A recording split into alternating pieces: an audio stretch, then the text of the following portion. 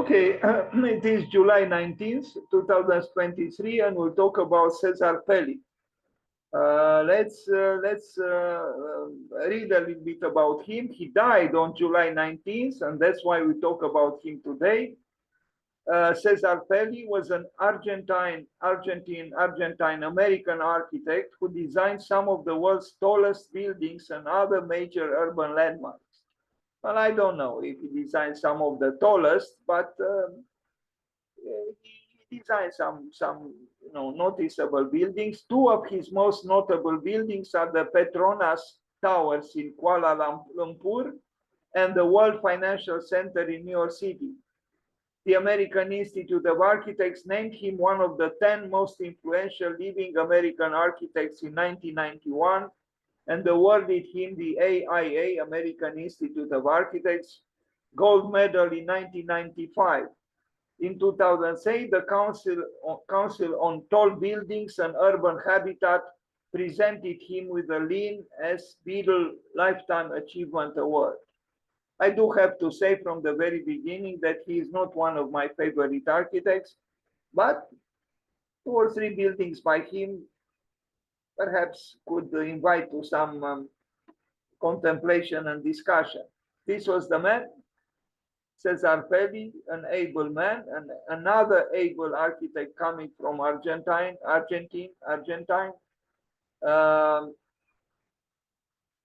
There were others. So, this country gave to the world not only great soccer players, but also important architects. And anyway, maybe I shouldn't become too specific in my comments. I am a little bit hesitant to express great admiration for architects who are too happy or happy-go-lucky, but I guess he had reasons to be. Some drawings by Cesar Pelli. I only show two or three buildings, and then I end the presentation, which is rather short, with a building which I present in detail that was built after he died, built by his office, which continues to be active. I think his architecture is, in a obvious way, at least in part, what we call commercial. It has a level of mundanity which bothers me a little, but in a few cases he did some good works. And the work built after he died by his office that I will present is indeed a work I like. So, I guess he was capable of surprising maybe even himself sometimes. The touches of postmodernism in these, in these drawings. So he showed that he could be an artist too, or an artist, if I am to be a little bit malicious. Petronas Towers in Kuala Lumpur, Malaysia. This is a famous work by him, and I think he did a good job. Once considered the tallest building in the world from 1998 to 2004, so for 6 long years, the Petronas Towers, designed by Cesar Pelli, stand as a cultural and architectural icon in Kuala Lumpur, Malaysia. Completed in 1998, the Petronas Towers are a reflection and homage to the dominant Islamic culture of Malaysia. And here they are, other twin towers, so very different from the towers that fell in New York City. I think this is a good work. Was a good work by Cesar Pelli. I only hope he didn't do this, but I don't know. Anyway, the towers themselves are they are local towers. They are global or globalists and local or localists. They are local towers because they are infused with some elements of what is called Malaysian culture, but at the same time they belong to the long series of tall buildings that are corporate buildings, serve the corporate culture, And so, in a way, they assert the global capitalism that we are all engulfed in.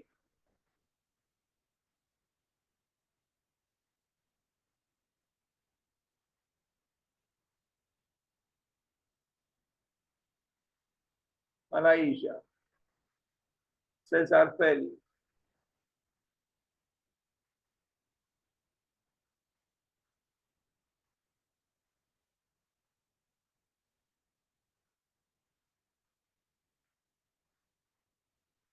That bridge there is well chosen.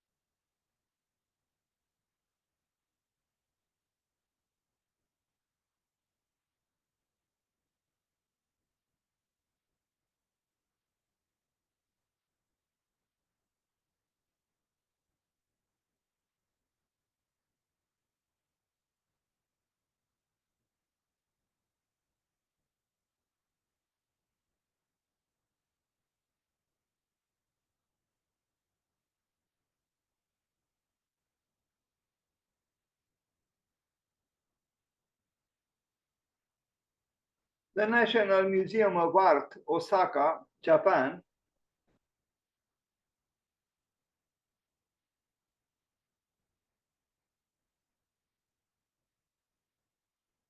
the exaltation which art is supposed to be is rather well represented here. Maybe a little bit too literally, but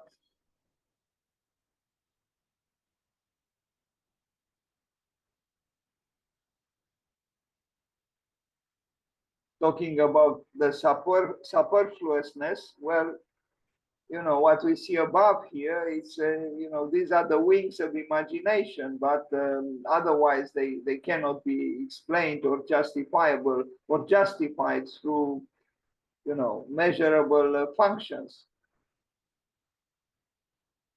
They are the wings of desire, if I am to use the title of a film by Wim Wenders. So sculpturalness can be part of architecture in explicit ways.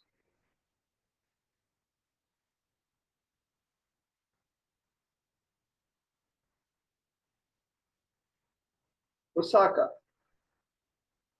Cesar Pelli. Hello, how are you today? School children in Osaka,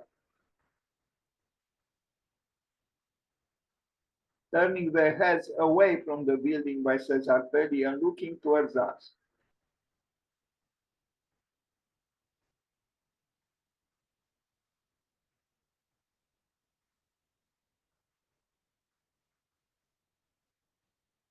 The otherness of art is here for all to see. Maybe not in the most profound way, but effectively though.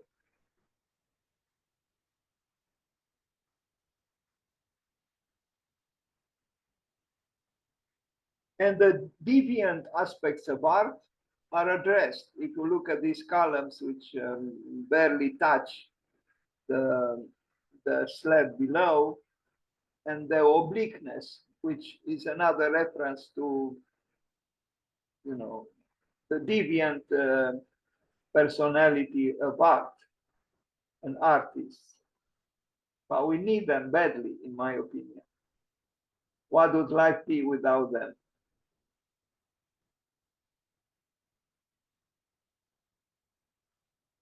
Otherwise, the building is, another homage to glass and its demagogy and to steel.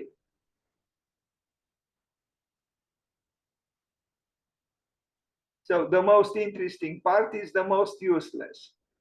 That is what is happening from here upwards. I mean, useless in terms of, concrete, measurable functionalism. Because in terms of emotion or expressing desire or longing, they are not useless.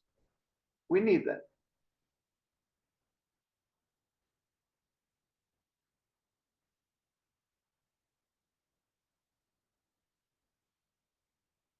So if Walter Gropius chose to differentiate between the craftsman and the artist in terms of exaltation, when he said both the artist and the craftsman are rooted in craft, the only difference between the craftsman and the artist is that the artist is a craftsman, it's an exalted craftsman.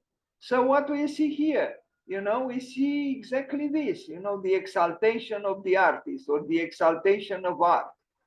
Maybe again, not quite convincingly expressed because it is a little bit too, easy as a gestural architecture. But it does express the spirit of a rebellious art that tries to exalt otherwise, static, if not paralyzed arts.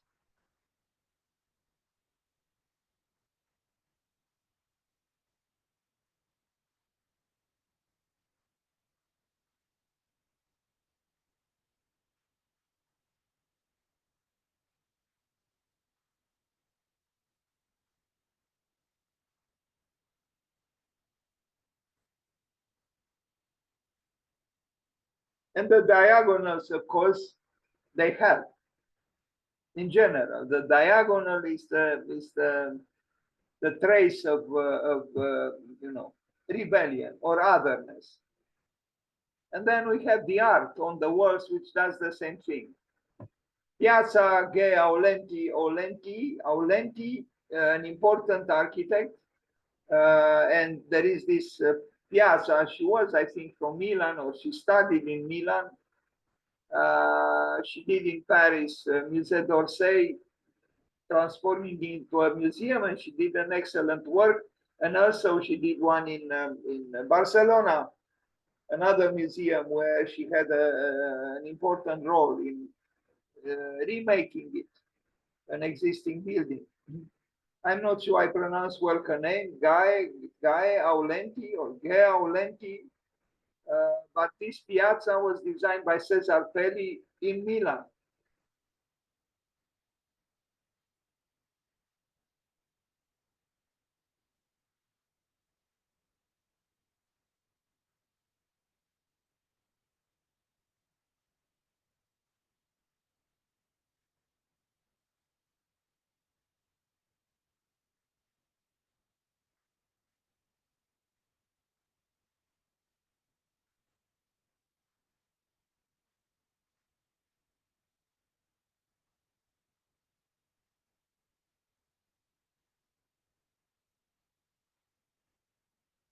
I don't know if he designed just the square or also the tall buildings around it.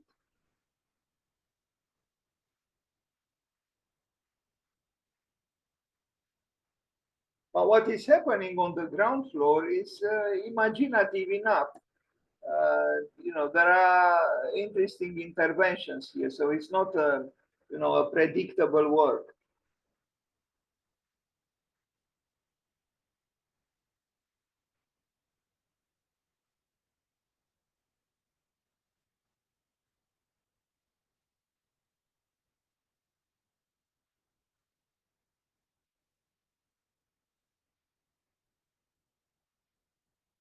he built many buildings. I chose to present only these because a lot of his buildings are, in my opinion, not very distinguished. Their predictability and commercialism made me avoid showing other examples. But as I said, a few works by him do deserve attention.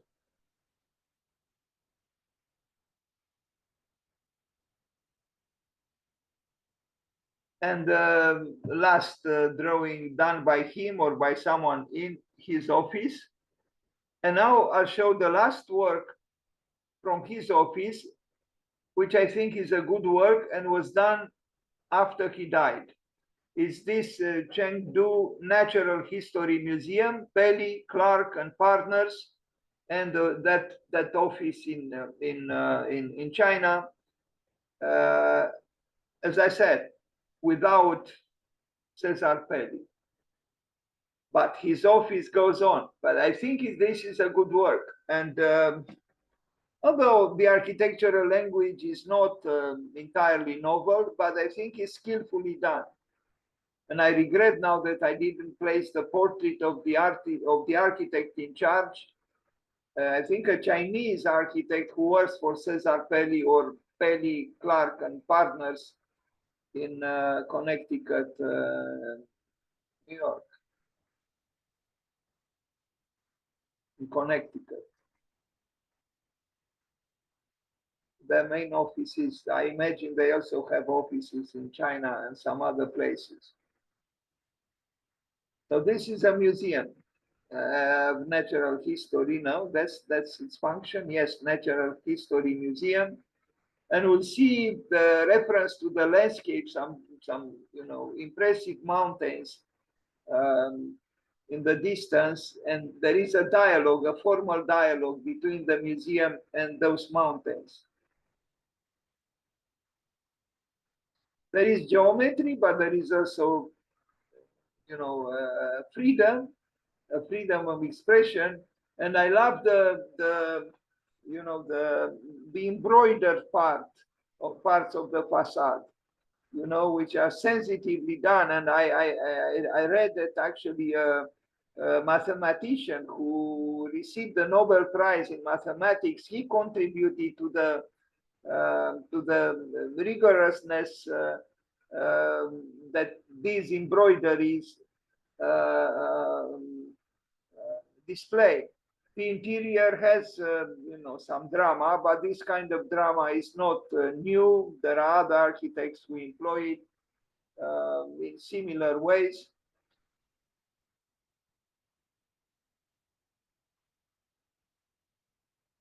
I like the ornamental fenestrations of the building, which are exquisite.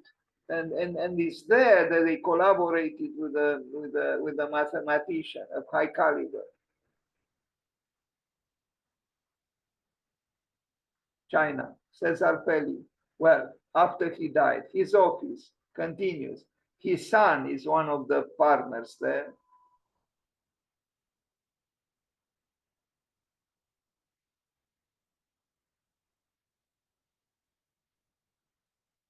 It is a good work. These I call them embroidered parts, add a sensitivity to the building.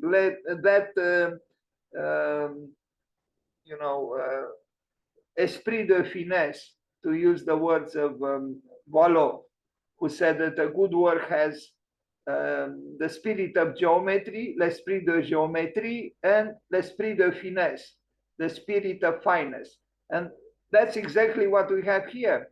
We have the geometrical composition, and then we have the subtleness or subtlety of these discrete ornamental parts through which actually the museum cooperates or collaborates with the exterior, and light enters the building through them, through these finely embroidered architectural parts. In my opinion, a good work. And yes, capriciousness is still present, but in the absence of capriciousness, it's very difficult to express, joie de vivre, to express longing, to express our artistic concerns. So I don't think we should be ashamed of being, subjective, because it's about subjectivity. Architecture is not only objective.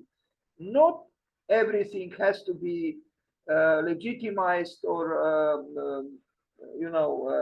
justified rationally or objectively. You can assert your subjectivity, and thus you increase the architectural qualities of the building you build. It's clear that these are, not rationally arrived at. No, but they give wings to the building through the randomness. Although a lot of study went into, allowing randomness to manifest itself convincingly in this way. And we are going to see studies and models that were done in order to create a building in this way.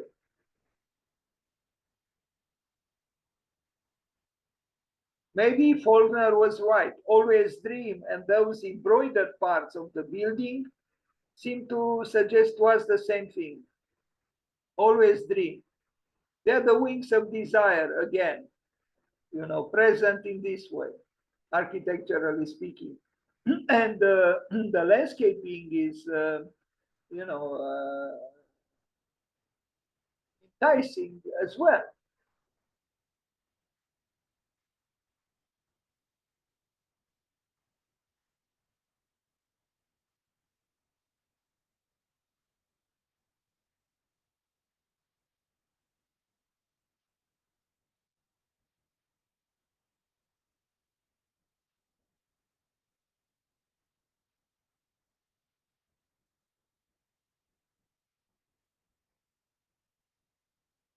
And studies for the, as I call them, the embroidered parts of the building, which allow for a certain porosity in the facades, and light enters through both from outside towards inside and from the inside towards outside. Catalog of shapes, of the used shapes. And as I said, there was a mathematician quite accomplished who apparently, orchestrated these openings into this architectural embroidery.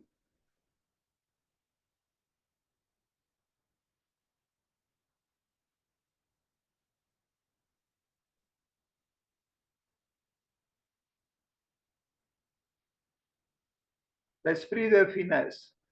And this is how the building looks like from the top, from the air.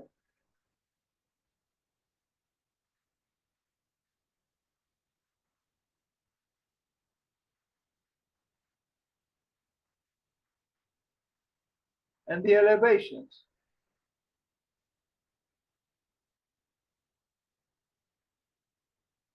Complex geometries.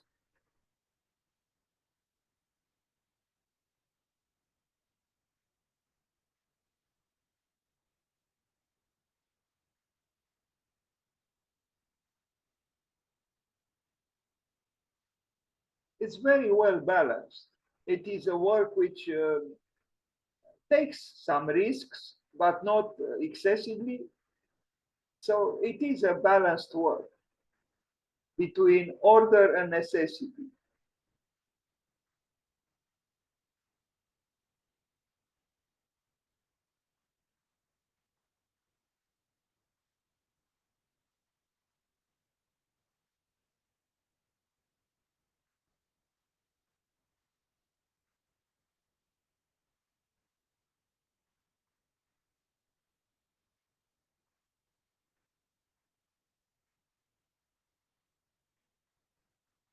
And here we see examples of, their tests.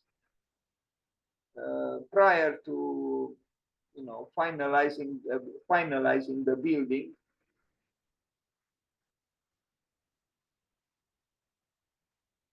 So yes, there is freedom, but there is also, prior study and even rigor. That's why, that mathematician whose name, unfortunately, I do not remember or I do not know, was necessary. Maybe here we can talk about spontaneous order, which in the language of science refers to that kind of subtle order that nature has, which welcomes hazard, which welcomes what we call aleatory, manifestations. As opposed to the order of man, the order of nature is more complex, more subtle, more ambiguous, and welcomes accidents or even disorder. What about if we express ourselves oxymoronically? A disordered order or an ordered disorder. Maybe that is the spontaneous order of nature. And now, this is the last image of this presentation. You see the dialogue between nature and culture, between nature and man, between nature and the office of Cesar Pelli after he died.